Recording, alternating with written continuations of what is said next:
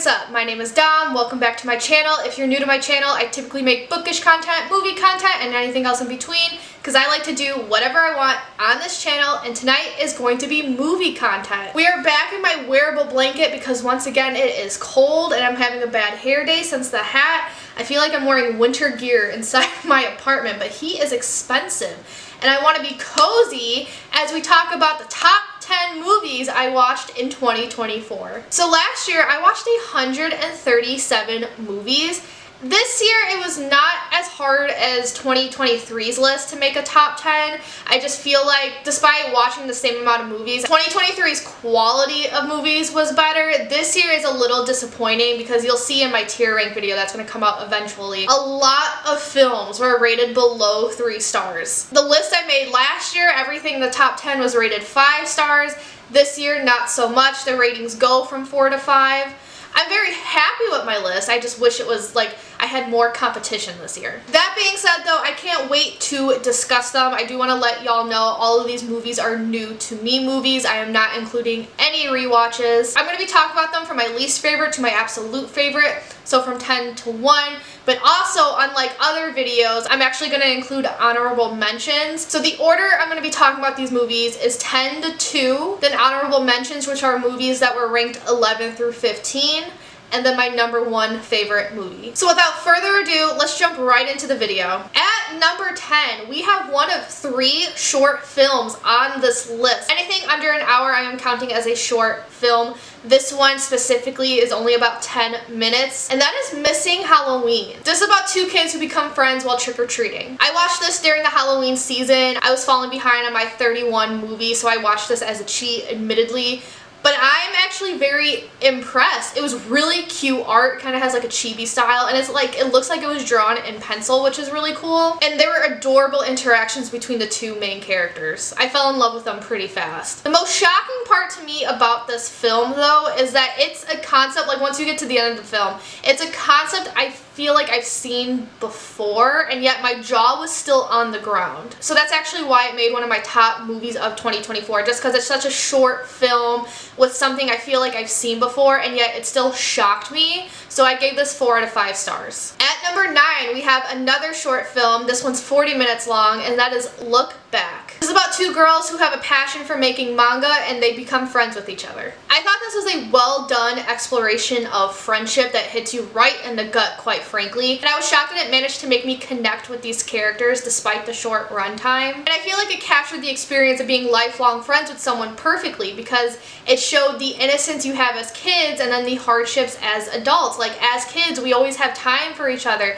because we see each other constantly, whether that's in school or you're my neighbor or we just, you know, we don't have jobs to go to, so we can just meet up. Whereas adults, like, we got jobs, we go to different schools. And not only that, but sometimes our passions separate us because for these 2 women, when they reached adulthood, yes, they still had a passion for making art, but they wanted to express that in 2 different ways. And it caused some tension between the 2. And I feel like that's something we can all relate to. And one of the things this movie showed is how long they've been friends for. And I do really like the idea not only of lifelong friends, but also what happens when you have arguments, what happens when you don't talk to these friends for a long period of time. And then it shows that there are some people out there where you can go years without speaking to them, but you still very much care for them. And it's also one of those experiences where while watching the film, I didn't really have a reaction to it. But it wasn't until it was over and I was sitting there with my thoughts and thinking about it where I was like, you know what, I actually really love this, especially when you look into the history of it, because the manga it's based on is semi-autobiographical. This is by the same guy who created Chainsaw Man, actually, Tatsuki Fujimoto, and the main characters, their names are Fujino and Kiyomoto, and there's an incident in the movie that was inspired by real life events. And there's a quote that I feel like fits this perfectly. It's not really a famous quote by any means, it's just, I think it originally came from like a park bench. You know how we could dedicate park benches to friends depending on what park you're in? And a while ago, this woman, she wrote a plaque for her friend, and the last line was, "We were girls together." And that resonated with a lot of people, and that's how I would sum up this film. If you had me describe this as one sentence, I would say they were girls together. So this was really beautifully done. I gave this 4 out of 5 stars. At number 8, we have How Green Was My Valley, which I reacted to, so I will link that up above. This is about a Welsh family working the mines, and they want better for the youngest person in the family. This is a film I really enjoyed on both a technical and an enjoyment level. When it comes to technical, I'm mostly thinking about the shots and, you know, the cinematography, the way everything's framed, because there were some beautiful landscapes in this movie. And it's only like, I can only imagine what it looks like in color, because this movie is in black and white, but I can only imagine how truly green those valleys were. And the acting was amazing too. The lead kid is one of the best child actors I've ever come across, and the one I always think about is the woman who played the mom. She had excellent delivery throughout the whole film, but specifically the end is what got me. I don't want to spoil the end, but she's not happy by the end, and she just had this look of defeat on her face, and it was such a simple look. Nothing over exaggerated about it, and yet it hit me so hard just because I've never, even in real life, I've never seen someone look so defeated the way she did. And if I remember correctly, I was crying for her. And I did really like the story. I really liked the discussion it had about the working class, and it was relatable in a way because part of the story are these parents mourning their children as they move away. And it's relatable to me because I am that child. I moved away from my parents. But like my parents, the parents in this story also understand it's necessary, because they do, like, the whole story, not just for the youngest, but for all of their kids. The parents wanted better for all of their children, so as sad as it was, they knew it had to happen. And this was just really an overall heartwarming film for me, so I gave this 4.5 out of 5 stars. Then at number 7, we have the last short I'm going to talk about, and this was 30 minutes long, and that is 2008's The Telltale Heart. And this is by Robert Eggers. He made the films The Witch, The Lighthouse, and The Northman, and then the Nosferatu remake, which I have not seen yet. This is based on the Edgar Allan Poe story of the same name. It is about a man who hears a ticking noise while he cares for his elderly master. So just like with Missing Halloween, this is another example of a short film I didn't realize was going to fascinate me so much. And not only that, but it's also another short film I watched during the Halloween season to cheat a bit. This is clearly low budget, which adds kind of a charm to it. And then despite being low budget, it's clearly well researched, because I was reading that the set designs and the costumes are all period accurate. So to me, that's extremely impressive. A lot of scenes in this film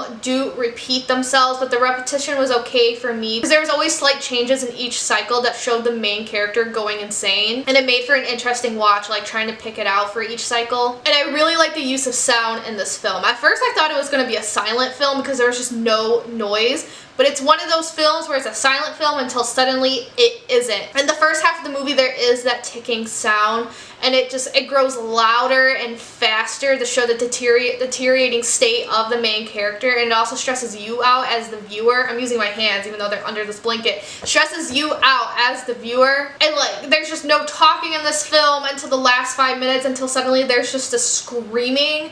It was very unsettling. I gave this 4.5 out of 5 stars. At number 6, we have another movie that 1, I reacted to, and 2, is based off an Edgar Allan Poe story, and that is House of Usher. This is about a man who is trying to take the woman he loves to Boston, but her brother Roderick Usher won't let him. Right off the bat, this movie has a very eerie atmosphere, and you just immediately know something is wrong. Everyone's acting really strangely around our character Philip, and they're speaking in quiet voices that like freak me out a bit. And I really like Vincent Price's portrayal of Roderick Usher because he does such a great job playing a disturbed man. Part of this movie is Roderick Usher telling Philip the Usher family is insane. It's just this genetic disorder that they have and can't get rid of. And the way Roderick is portrayed by Vincent Price, you don't know if Roderick is like truly crazy and he's just talking out of his ass and Philip and Madeline should get out of there.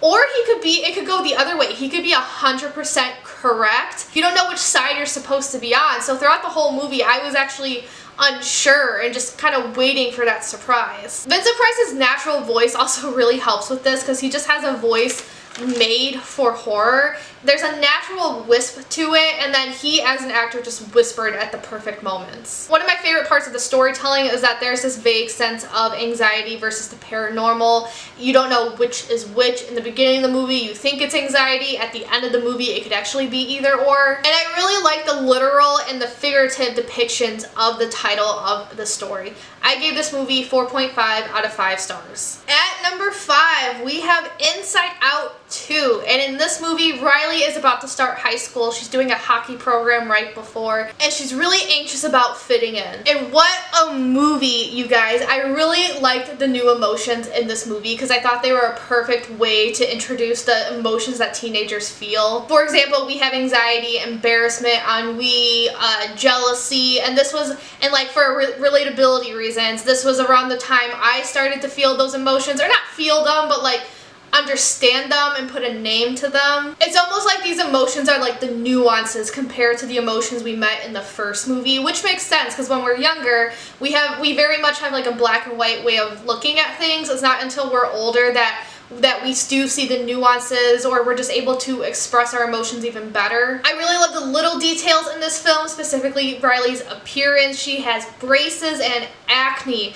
It's like, this is so weird to say, I feel like, but it's just, I love seeing teenagers in a movie actually look like a teenager. I feel like any other movie, they're not allowed to have these imperfections. I do really like how anxiety was handled in this film, both as a character and something that Riley felt. Honestly, as someone with generalized anxiety disorder, I thought it was a perfect depiction of it, and just the self-doubt you constantly have about yourself, freaking out over nothing, making up things, and then freaking out about the things you made up. So it was relatable to me even as an adult, and I wouldn't be shocked if they had a trained psychologist on set. When it comes to world building, the sense of self was introduced in this movie, and I really like how they handled that as well, because there was a very nuanced look to it. And I also just think this like age range was a perfect way to introduce it, just because I feel like between the ages of 12 to 14, that's when kids really do start to explore themselves and try to figure out who they are. I will also admit my theater experience is probably what helped my view of this movie. I saw this in a full theater, and not a single person was a child. We were all adults. And then I feel like a lot of people in that theater agree with me that this was a relatable film. There's a part of the movie where Joy says, maybe when we get older we feel less joy, and there was a collective oh throughout the theater. And there's also a scene where Riley tells herself she's not good enough and then has the anxiety attack, and there was a collective sniffle, and it wasn't a small theater. It's a huge theater that I go to. So I felt like we were all one in that moment. We were collectively experiencing something and having, you know, flashbacks to when we were Riley's age. And overall, I just thought this was a very solid sequel, and I gave this 4.5 out of 5 stars. At number 4, we have Lisa Frankenstein. This takes place in the 80s, and it's about a girl who accidentally brings back a man from the Victorian days back to life. I do want to set a disclaimer for this movie. I watched this during a very rough patch of my romantic life, so this was very much something I needed at the time, and I don't know how I would feel during a rewatch. Not to mention, I watched this like the day before Valentine's Day, so I was also, even without my shitty romantic life, I was just in the mood for something. But that being said, I still had a lot of fun with this movie. I went in for a goofy, good time, not expecting anything serious from this, and I left the theater highly entertained and thinking this was great. I really loved everything about the aesthetic of the film, whether that was the costumes, the set design, the hair and makeup. I felt like I was truly watching an 80s piece, because one of my problems with like historical movies nowadays, I don't know if it's like the beauty standards of the time or just like the makeup department is lacking, but like, you ever watch a movie that takes place in like 1970s, but the person you're looking at has clearly seen an iPhone before? I have that problem a lot, but with this movie, like, the makeup department needs a raise, because all of these people look like they were snatched right out of a photo taken in the 1980s. I also really like the lead actress. She was the star, despite starring alongside fucking Cole Sprouse, she was actually the star of the movie for me. She really makes this film. I really liked her acting style, and I thought she had a great delivery. So go in expecting that this movie does not take itself seriously, and you will have a great time. I gave this 5 out of 5 stars. At number 3, we have Spy Family Code White. This is based on an anime that I am absolutely obsessed with. So the anime is just called Spy Family, and it's about a man named Agent Twilight who is a spy, and he is put into this operation called Operation Strix where he has to create a fake family. So he goes by the name of Lloyd Forger, gets a woman to marry him, and adopts a girl from an orphanage.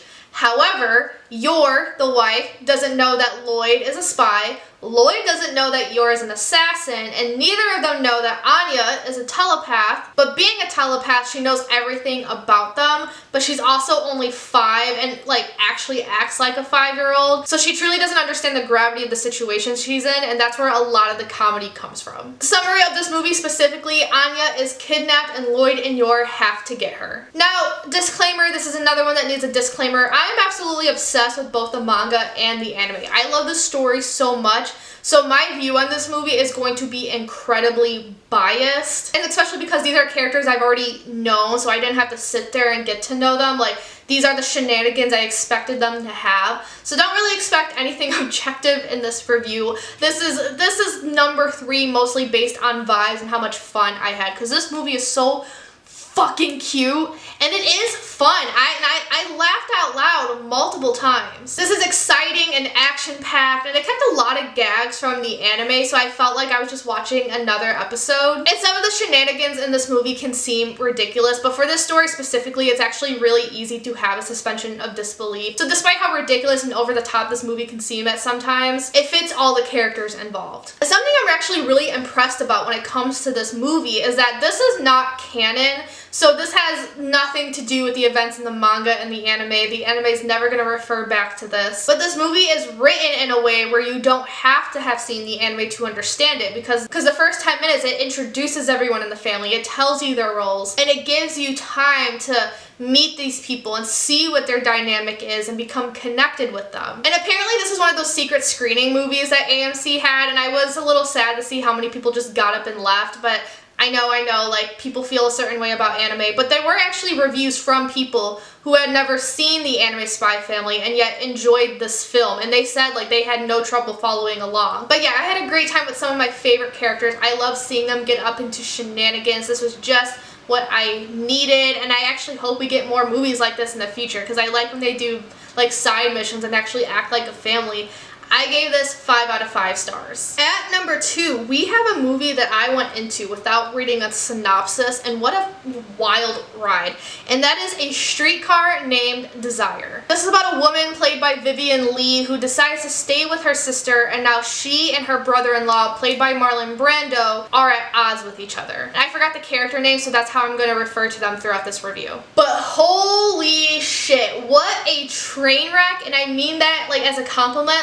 This is such a compelling story, a train wreck you can't, I shouldn't say fun given the subject matter, but what word am I looking for? Just a train wreck you can't look away from. The story is just about 2 of the worst people you can possibly think of, but despite being terrible people, they are incredibly compelling characters. Marlon Brando, he's a fucking asshole in this movie, and I could not stop watching Lee's descent into madness. They both made me uncomfortable, but in a way where I was super nosy and just had to know what happened next. And not only that, but despite being terrible people, they both brought up some good points at certain times of the movie that I couldn't ignore. There were a lot of themes in this movie, and I really like how they were explored. The biggest, most obvious theme being desire. Everyone in this movie, even the side characters, want something better for themselves, whether it's attainable or not, and we see them struggling with that throughout the entire movie. And it coincides with the other themes, one of them being class, because Lee comes from a very rich background, whereas Brando doesn't,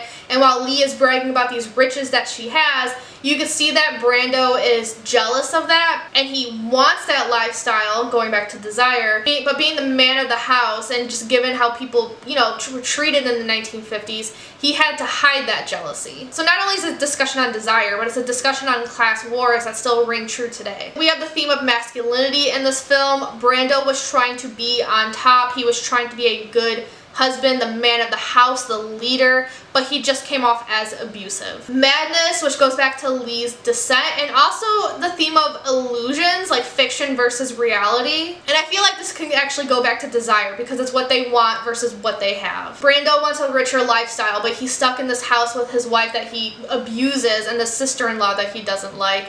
Meanwhile, Lee wants this extravagant life, but due to some crime that she committed, she can't have that, but she keeps deluding herself throughout the movie that she can. And both characters, during all this, they make some disturbing statements, and it's acted out to the point where it's like, I genuinely thought Lee was crazy and Brando was abusive at one point. Like, I forgot, that's what I want to say about their acting. Like, you forget you're watching a movie and you feel like you're watching a documentary. And I think one of the most poignant things about this film is that it does not glamorize the 1950s, in which, to my understanding, that's actually why this movie was so controversial when it came out. I feel like if you get to talking to people in real life about, especially boomers, when they talk about the 1950s, they put that decade on a pedestal, and they say this to me, like my boomer family members say this to me, like, if only we can go back to the good old days, we'll never have those back.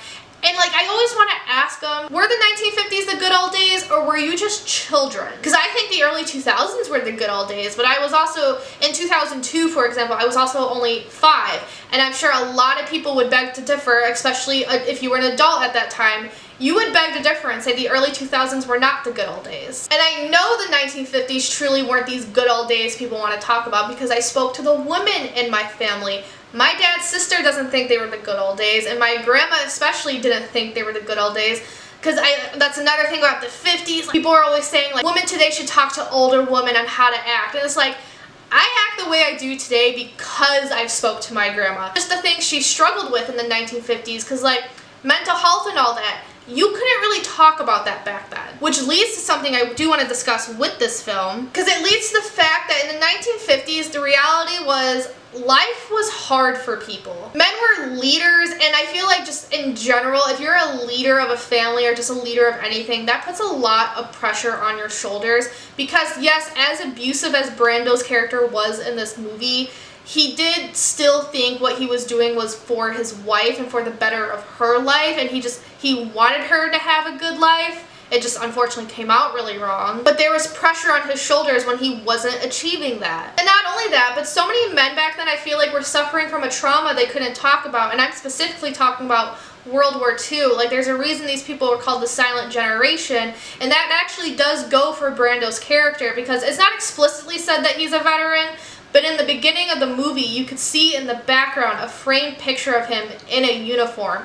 So it makes you wonder how much of what he's going through is because of this unresolved trauma that he has no one to talk to about it and is therefore expressing it violently. How often did that happen in the 1950s? That's one of the main things I appreciated about this movie. It showed the reality of a very romanticized time in history, and it's basically saying, like, hey, this actually fucking sucks. And if you think about it too, this actually isn't even a historical movie. It came out in the 1950s, so back then it was actually a contemporary piece based on a play, to my understanding. So it's basically the author saying, like, hey, this is life for a lot of people. Why aren't we talking about it? And the most shocking thing about this movie, and I mean that as a compliment, is that this is a 1950s movie, and it's one of the first I saw with an unglamorous plot and an unhappy ending that's not a horror movie, because usually those two things combined happen in horror, but this is not a horror movie and it still happened. So my eyes were glued to the screen and I was just blown away by the story. So I obviously gave this 5 out of 5 stars. And now for honorable mentions. As discussed, I do have 5. I'm just going to say the title of the movie and the rating I gave them, no more than that. At number 11, we have Beetlejuice, which I gave 4 out of 5 stars. Actually, I gave all of these 4 out of 5 stars. Number 12, we have The Wild Robot. 13, we have Bram Stoker's Dracula. 14, Deadpool vs. Wolverine. And at number 15, Heretic. And at number 1, my favorite film of 2024, which should come as a shock to no one, even if you're new here, especially given how popular this movie is, and I am a basic bitch at times, and that is Wicked. This is a musical about the witches of Oz when they used to be friends. Again, this is another movie where I am incredibly biased about, because I am a huge Wizard of Oz fan. That was my favorite movie back when I was a toddler. I still love that movie to this day. and Wicked is one of my top 3 favorite musicals of all time. So I went into this with certain expectations which were actually exceeded, to be honest. But having said that, y'all should not at all be surprised this is number 1. This movie had amazing set designs, and it's so nice to see a movie with practical sets and not a CGI monstrosity. And I really like to see what Shiz and Emerald City look like. And I love the costumes. They were all like kooky and campy, and I felt like it's just what Oz should feel like. And I said earlier this movie exceeded my expectations, and why am I saying that? That's because when I found out the musical was going to be separated into 2 movies, I was actually really worried, just because I've never seen that done before. Like, I've seen 2-parters, but not a musical. But you know what? I ended up having very little issues with the runtime. I am very much mostly a pacing person than like a duration person, because I know some people, they see a movie that's 4 hours long and they're like, oh my god. But I am a big believer if you have the perfect pacing, then the time limit should be fine no matter what. Like, I have seen 3-hour movies that didn't feel like 3 hours because I was enjoying it so much. I have seen movies that were an hour and a half that felt like fucking slogs because the pacing was so bad. This movie is 2 hours and 45 minutes, and I was okay with it most of the time. I feel like we got the best of both worlds in a sense, because if this was like any other musical movie where the whole thing was put into one film, they would have had to choose between 2 things. Either put in all the songs and have horrendous pacing and very little character development, or what musical movies typically do, cut some of the songs so they can develop the characterization. And in this movie, not only did they keep all the songs, but they actually were able to develop the characterization because they had the time to do so. And I'm actually glad they were able to develop the characterization more, given that's actually one of the biggest critiques for the musical. And quite frankly, when the movie was over, I was ready for part 2. I didn't even notice that I sat there for 2 hours and 45 minutes. I was ready for 2 more hours. When it comes to the actors, I loved everyone in this movie, especially the leads, obviously. I thought Cynthia ate. Ariana Grande is the one who actually exceeded expectations for me. When she was initially casted, I was scared. I was actually kind of upset about it, just because when I see her, I don't see Glinda, I just see a major pop star. And quite frankly, I don't like her music, and it's mostly due to her voice. I don't like the nasally sound she sings with. I had no issues with her voice in this movie. Like, she ate up those soprano voices, especially in No One Mourns the Wicked. I am now aware of her audition process, so now it does like make sense, all the training she had to go through, and I'm really happy she did, because she gave me the Glinda I wanted and not the one I was afraid to get. And also, her comedic timing in this movie was impeccable. The director of this movie clearly loves the source material being the musical, but not only that, but he clearly loves The Wizard of Oz as well, given all the Easter eggs. Easter eggs, homages, whatever you want to call them. I got really excited at one point when you see Elphaba on the bike and it was framed exactly like you see the witch in The Wizard of Oz. I was hearing the music in my head. I got so excited. I even got excited when they showed the title card and it was the same font as The Wizard of Oz. And I can't wait to see what Act 2 is going to bring for that, because there are rumors that Dorothy is going to have a slightly bigger role. Now, is this movie flawless? No. Like, there were a couple scenes I thought they dragged out a little too long, specifically the something bad scene, and like Defying Gravity had its moments, but also was it too long, or was I just impatient to hear the final note? And like, sometimes the color grading got a bit wonky, especially in the forest scene with Fiyero when she was literally blending in with the foliage, which I know was a joke in the beginning of the movie. I just didn't think we were supposed to take that seriously. However, I was cheesing throughout the whole movie, and I truly felt like an excited child again, like seeing The Wizard of Oz for the first time, seeing Wicked for the first time, because I've seen the musical twice. So I was able to get past those flaws and still have so much fun with this movie. So it goes without saying, I gave this movie 5 out of 5 stars. And there you have it, my favorite movies of 2024. Let me know your thoughts down below if you have seen any of these films and what you guys thought of them, what movies you guys are excited to see in 2025. I, for one, am excited for Wicked for Good. And I'm really excited to see the Oscar contenders this year, too. So let me know your thoughts down below. If you like this video, give it a big thumbs up, comment, subscribe. Y'all know the drill. And without further ado, I'm going to peace out, and I'll see you guys later. Ciao, tutti.